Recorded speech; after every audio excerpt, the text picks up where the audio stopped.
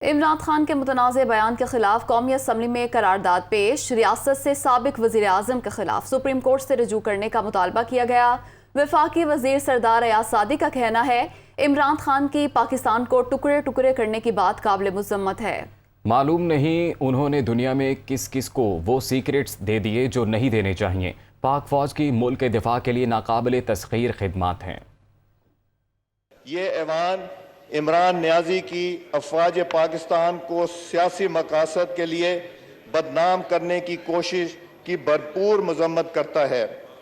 پاکستان کے ٹکڑے ٹکڑے کرنے کی بات قابل مذمت ہے اور مطالبہ کرتا ہے سابق وزیر اعظم کے خلاف ریاست سپریم کورٹ سے رجوع کر کے قانونی کارروائی عمل میں لائے۔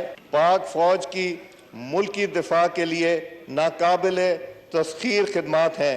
پتہ نہیں انہوں نے دنیا میں جا کے کس کس کو وہ سیکرٹس دے دیے ہیں جو کہ ہمیں نہیں دینے چاہیے۔ وہ چاہتے ہیں کہ افواج پاکستان ان کی تابع ہو جائے، اگر وہ نہ ہو تو پھر وہ باتیں کریں جو انہوں نے اب کی۔